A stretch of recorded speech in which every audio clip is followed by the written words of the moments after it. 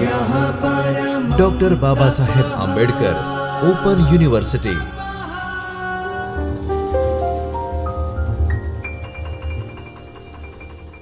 नमस्ते विद्यार्थी मित्रों, doctor Baba Saheb Ambedkar open university में हूँ डॉक्टर जीवराज एम झांपड़िया ग्राम अर्थशास्त्र विभाग में आसिस्टंट प्रोफेसर। विद्यार्थी मित्रों, आज आप TY BA पेपर नंबर 307 जेमा टोटल एकमों 18 आपेला है, एमांथी एकम नंबर 6 करवेरा 1, करवेराना 2 एकमों से, करवेरा 1 और करवेरा 2। विद्यार्थी मित्रों, एकम नंबर 6 में आपणे करवेराना अलग अलग प्रकार जोया था। एमां प्रत्यक्ष करवेरा और परोक्ष करवेरा। एमांथी परोक्ष करवेरा जे छे ए ज्यारे एक व्यक्ति पर नाखवामां आवे तो ए अमुक एनो भाग अथवा संपूर्ण ए अन्य व्यक्ति पर खसेड़ी पण शकाय छे, जेने आपणे कर विवर्तन तरीके ओळखवामां आवे छे। तो आ आपणे गया लेक्चर में भण्या था। आजे जे विद्यार्थी मित्रों भणवानुं छे ए कर संपात, एटले के ज्यारे एक व्यक्ति उपर करवेरो नाखवामां आवे ए कर विवर्तन द्वारा अन्य व्यक्ति पर खसेड़वामां आवे अने जे छेल्ले जे व्यक्ति पर कर पड़े छे, करनो भार पड़े छे, एने आपणे कर संपात तरीके ओळखवामां आवे छे। तो ए कर संपात ना कारणे केवी केवी असरो थाय छे विद्यार्थी मित्रों, ए आपणे जोवानुं छे। कर संपात ने असर करता परिबळो कया छे ए भणवानुं छे अने कर संपात केटला प्रमाणमां अन्य उपर खसेड़ी शकाय अने ए कई परिस्थितिमां खसेड़ी शकाय ए आपणे विद्यार्थी मित्रों आ लेक्चरमां आपणे भणवानुं छे। सौथी पहेला जोईए तो एकमना उद्देशो। आ आपणे गया लेक्चरमां पण आनो अभ्यास कर्यो हतो के करवेरा द्वारा ए सरकारनो आवकनो मुख्य एक साधन गणवामां आवे छे अने भारत में सरकार विविध स्वरूपे प्रजा पासेथी कर वसूले छे। आ उपरांत करवेरा कोनी पासेथी केटला प्रमाणमां केवी रीते अने क्यारे लेवा एनुं मार्गदर्शन पण मळी शके छे अने करवेराना विविध क्षेत्रों परनी असरो जाणी शकाय छे अने कराघात अने कर संपात वच्चेनो तफावत समजी शकाय छे। आ आपणे गया लेक्चरमां पण भण्या हता। विद्यार्थी मित्रों, आजे जे भणवानुं छे ए ज्यारे कर कोईपण व्यक्ति उपर नाखवामां आवे के कोईपण कंपनी पर नाखवामां आवे त्यारे विद्यार्थी मित्रों एनी शुं असर थाय छे, जेने आपणे करनी असर तरीके ओळखवामां आवे छे। एक एमां सौथी पहेला ज्यारे कोईपण उत्पादक उपर कर नाखवामां आवे तो मानी लो के एक्स वस्तु उपर कर नाखवामां आव्यो तो ए पेदाश उपर ज्यारे कर नाखवामां आवे तो ए पेदाशनी किंमतमां वधारो थाय छे। तो किंमतमां जेम आपणे मांगना नियममां जाणवीशुं के जेम कोईपण वस्तुनी किंमतमां वधारो थाय तो ए वस्तुनी मांगमां घटाडो थाय छे, एटले मांग अने किंमत वच्चे वेच संबंध जोवा मळे छे।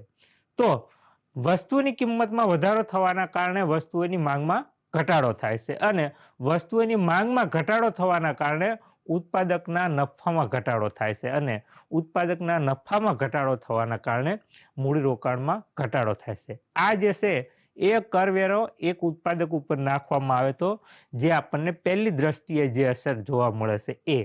बीजुं, ज्यारे पेदाश उपर कर नाखवामां आवे तो वस्तुनी किंमतमां वधारो थाय छे ए आपणे जोयुं।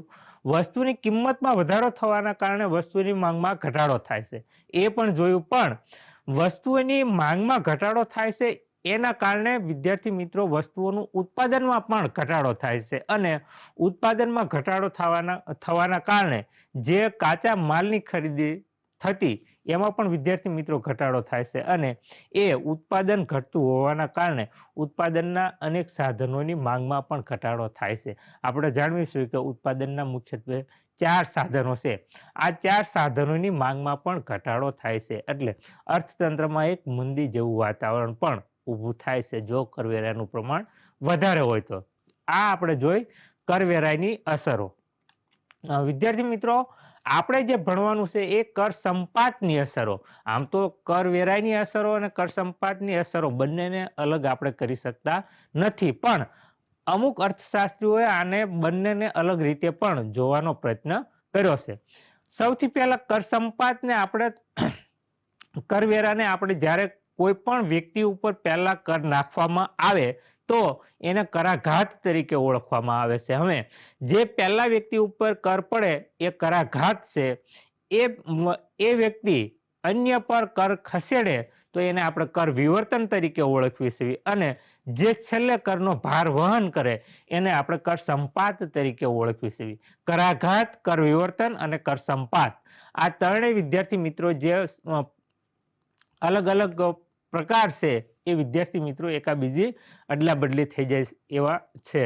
તો આપણે જે ભણવાનું છે કે જે કરનો છેલ્લે જે ભાર વહન કરે છે કર સંપાત એના કારણે કઈ અસર ઊભી થાય છે એમાં પ્રત્યક્ષ નાણાકીય બોજો. વિદ્યાર્થી મિત્રો દાખલા તરીકે કોઈ પણ કરવેરો મારા ઉપર લાદવામાં આવે તો મારી આવકમાં જે ઘટાડો થાય એ પ્રત્યક્ષ નાણાકીય બોજો છે. એટલે કે જ્યારે વ્યક્તિ ઉપર કર નાખવામાં આવે તો એનો પ્રત્યક્ષ નાણાકીય બોજો એટલે કે એની આવકમાં ઘટાડો, એની નાણાકીય આવકમાં ઘટાડો થાય છે.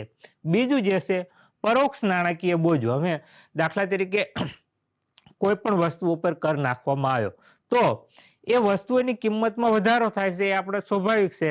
તો એ વસ્તુની કિંમતમાં વધારો થવાના કારણે દાખલા તરીકે માની લો કે કોઈ પણ આ પેન ઉપર કર નાખવામાં આવ્યો તો આ પેનની કિંમત પહેલા 5 રૂપિયા હતી. હવે કર પછી આ પેનની કિંમત છે એ 10 રૂપિયા થાય છે. તો આ 10 રૂપિયા માની લો કે હું એક પેન મહિનામાં વાપરતો હોઉં તો એની જગ્યાએ હું એક ન પણ વાપરી શકું, એને મારે 1 મહિનાથી પણ વધારે ચલાવવી પડે. શા માટે? તો કે આની કિંમતમાં વધારો થયો. તો કરવેરાના કારણે વસ્તુની કિંમતમાં વધારો થાય છે અને એ કિંમતના વધારાના કારણે વ્યક્તિ પૂરતા પ્રમાણમાં ખરીદી કરી શકતો ન હોય તો એને આપણે પરોક્ષ નાણાકીય બોજા તરીકે ઓળખવામાં આવે છે. આ પહેલી અસર. બીજી જે વાસ્તવિક જે અસર છે એને વિદ્યાર્થી મિત્રો પ્રત્યક્ષ વાસ્તવિક બોજો.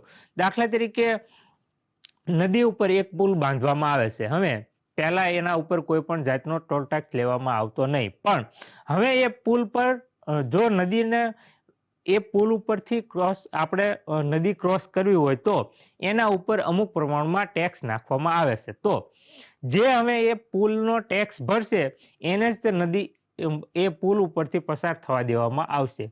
તો જે વ્યક્તિ આ ટેક્સ ભરી શકતો નથી એને વિદ્યાર્થી મિત્રો હવે એ પુલની જગ્યાએ અન્ય કોઈ જગ્યાએથી ચાલી અને જવું પડે છે. તો એ ટેક્સના કારણે એને જે ચાલી અને નદી ક્રોસ કરવી પડે છે તો એનાથી જે એને શારીરિક કઠણાઈ ભોગવવી પડે છે આ વિદ્યાર્થી મિત્રો પ્રત્યક્ષ વાસ્તવિક બોજો છે કરનો. બીજું જે છે એ પરોક્ષ વાસ્તવિક બોજો.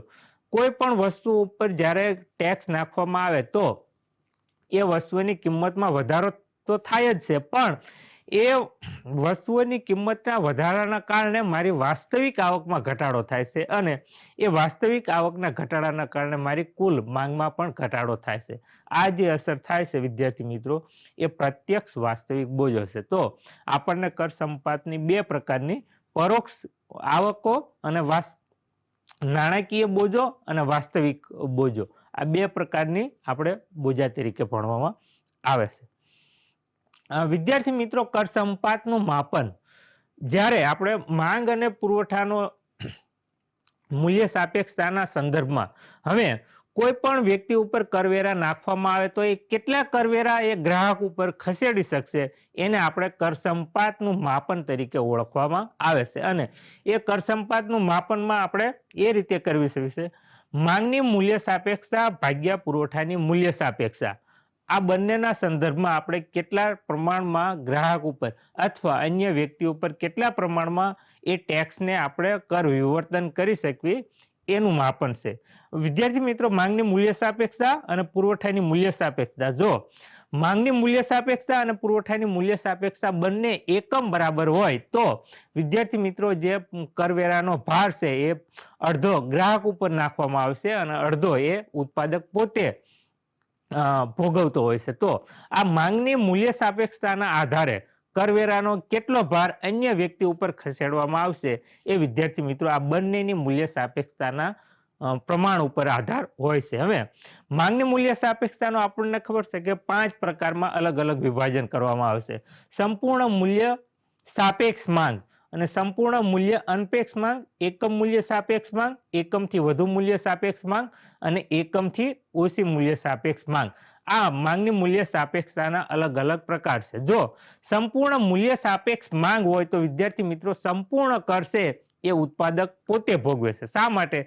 તો કે જે સંપૂર્ણ મૂલ્ય સાપેક્ષ માંગમાં આપણી જે કિંમત રેખા છે એ વિદ્યાર્થી મિત્રો OX ધરીને સમાંતર હોય છે અને એમાં થોડોક પણ વધારો અથવા થોડોક પણ ઘટાડો કરવામાં આવે તો માંગ શૂન્ય પણ થઈ શકે છે અને અનંત પણ થઈ શકે છે. એટલે એમાં કોઈ પણ કિંમતમાં ઉત્પાદક છે એ ફેરફાર કરી શકતો નથી અને સરકાર ઉપર જે કરવેરા લાદવામાં આવે એ ઉત્પાદક પોતે જ આ સ્થિતિમાં પોતે જ કરવેરાનો ભાર છે એ ઉપાડે છે. સંપૂર્ણ મૂલ્ય અનપેક્ષ એટલે કે OX ધરીને સમાંતર માંગની મૂલ્ય સાપેક્ષતા હોય તો એ કરવેરાનો ભાર છે એ સંપૂર્ણ ગ્રાહક ઉપર ખસેડે છે. શા માટે? તો કે કિંમતમાં એ મન ફાવે એટલો વધારો કે ઘટાડો એ કરી શકે છે તો પણ માંગમાં કોઈ પણ ફેરફાર થતો નથી. આવી સ્થિતિમાં વિદ્યાર્થી મિત્રો સંપૂર્ણ મૂલ્ય અનપેક્ષ માંગમાં જે છે એ બધો જ કરનો ભાર એ ગ્રાહક વહન કરે છે. એકમ મૂલ્ય સાપેક્ષ માંગ, એકમ મૂલ્ય સાપેક્ષમાં વિદ્યાર્થી મિત્રો 50% ઉત્પાદક પોતે કરનો ભાર ઉઠાવે છે અને 50% એ ગ્રાહક ઉપર ખસેડે છે. એકમથી વધુ મૂલ્ય સાપેક્ષ અને એકમથી ઓછી મૂલ્ય સાપેક્ષ આ બંને સ્થિતિમાં જે પ્રમાણ હોય એના આધારે ગ્રાહક એ અન્ય ઉત્પાદક છે એ ગ્રાહક ઉપર આ માંગની મૂલ્ય સાપેક્ષતાના આધારે એ કર છે એ ગ્રાહક ઉપર ખસેડતો હોય છે. તો આ માત્ર માંગના સંદર્ભમાં મૂલ્ય સાપેક્ષતા જોઈ, પણ આની સાથે સાથે જ્યારે ઉત્પાદક છે એ કરવેરાનો કેટલો ભાર ગ્રાહક ઉપર ખસેડશે એ માંગની મૂલ્ય સાપેક્ષતાની સાથે સાથે પુરવઠાની મૂલ્ય સાપેક્ષતા પણ જોવામાં આવે છે અને એ બંનેની મૂલ્ય સાપેક્ષતાના આધારે નક્કી થાય છે કે કેટલો ભાર ઉત્પાદક વહન કરશે અને કેટલો ભાર ગ્રાહક વહન કરશે. વિદ્યાર્થી મિત્રો કર સંપાતનું માપનમાં કરવેરાના કારણે વસ્તુની કિંમત વધતા માંગમાં થતો ઘટાડો વધુ હોય તો તેને મૂલ્ય સાપેક્ષ માંગ તરીકે ઓળખવામાં આવે છે. કરવેરાના કારણે વસ્તુની કિંમત વધતા માંગમાં થતો ઘટાડો ઓછો હોય તો તેને મૂલ્ય અનપેક્ષ માંગ તરીકે ઓળખવામાં આવે છે. કરવેરાની કિંમતમાં વધારો થાય અને માંગમાં થતો ઘટાડો બંને સરખા હોય તો વિદ્યાર્થી મિત્રો એકમ મૂલ્ય સાપેક્ષ માંગ તરીકે ઓળખવામાં આવે છે. આ આપણે જે આકૃતિ છે વિદ્યાર્થી મિત્રો એ કરવેરામાં એકમ મૂલ્ય સાપેક્ષ પુરવઠા પણ એકમ મૂલ્ય સાપેક્ષ હોય અને માંગ પણ એકમ મૂલ્ય સાપેક્ષ હોય તો આ સ્થિતિમાં કરનો ભાર છે એ કેવી રીતે કેટલા પ્રમાણમાં ગ્રાહક ઉપર પડે છે અને કેટલા પ્રમાણમાં ઉત્પાદક ઉપર પડે છે એ આપણે જોવાનો પ્રયત્ન. સૌથી પહેલા જોયું તો OX ધરી ઉપર પુરવઠો અને માંગ દર્શાવવામાં આવે છે અને OY ધરી ઉપર વસ્તુઓની કિંમત દર્શાવવામાં આવી છે. હવે શરૂઆતની સ્થિતિમાં માની લો કે ON જેટલું વસ્તુઓનું ઉત્પાદન થાય છે અને PN જેટલી એ વસ્તુઓની કિંમત નક્કી થાય છે. ત્યારે જે આપણી શરૂઆતની પુરવઠા રેખા છે એ SS1 રેખા એ આપણી પુરવઠા રેખા છે અને DD રેખા એ આપણી માંગ રેખા છે અને વસ્તુની કિંમત ON જેટલી નક્કી થાય છે. હવે માની લો કે આ સ્થિતિમાં સરકાર દ્વારા કોઈ પણ જાતનો ટેક્સ ઉત્પાદક ઉપર લાદવામાં આવતો નથી. હવે એ વસ્તુ ઉપર સરકાર ટેક્સ નાખે છે અને એ ટેક્સના કારણે વિદ્યાર્થી મિત્રો વસ્તુ મોંઘી થાય છે અને ઉત્પાદનમાં ઘટાડો થાય છે. માની લો કે TN જેટલો ટેક્સ નાખવામાં આવે છે તો વસ્તુઓનું ઉત્પાદન પહેલા થતું ON જેટલું હવે એ ઘટીને OM જેટલું થાય છે એટલે કે MN જેટલો વસ્તુમાં ઘટાડો થાય છે. કુલ ટેક્સ કેટલો છે આપણો QT જેટલો એ કુલ ટેક્સ છે.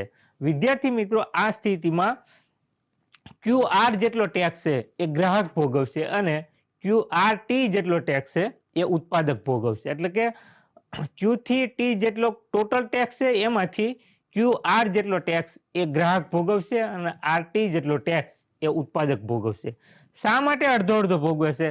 તો કે પુરવઠાની અને માંગની મૂલ્ય સાપેક્ષતા છે એ બંને વિદ્યાર્થી મિત્રો એકમ મૂલ્ય સાપેક્ષ હોવાના કારણે જેટલા ટકા કિંમતમાં ઘટાડો થાય એટલા ટકા માંગમાં પણ ઘટાડો થવાના કારણે એને આપણે એકમ મૂલ્ય સાપેક્ષ માંગ તરીકે ઓળખવામાં આવે છે. અને આ સ્થિતિ જો હોય તો બંને અડધો અડધો ટેક્સનો ભાર વહન કરે છે. એવી જ રીતે વિદ્યાર્થી મિત્રો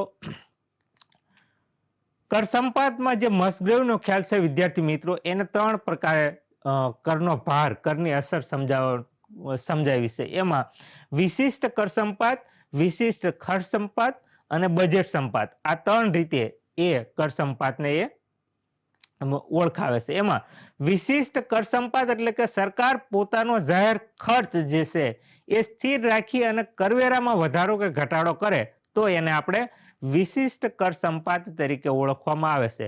હવે સરકાર પોતાનો જાહેર ખર્ચ સ્થિર રાખે અને કરવેરાના પ્રમાણમાં વધારો કરે તો લોકો પાસે જે આવક છે વિદ્યાર્થી મિત્રો એ હવે સરકાર પાસે જશે.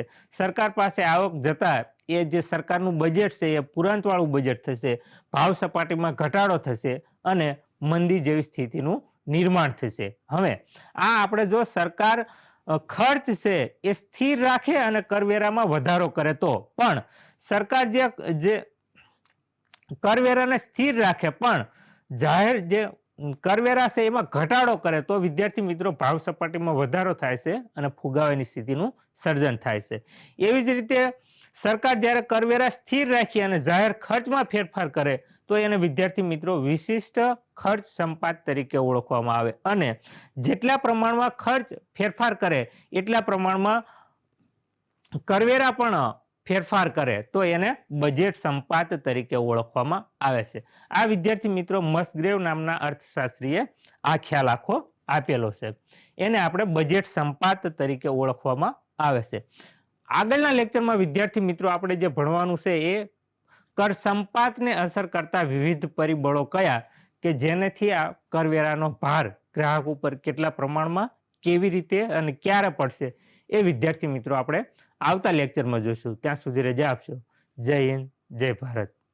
स्वाध्यायः परमः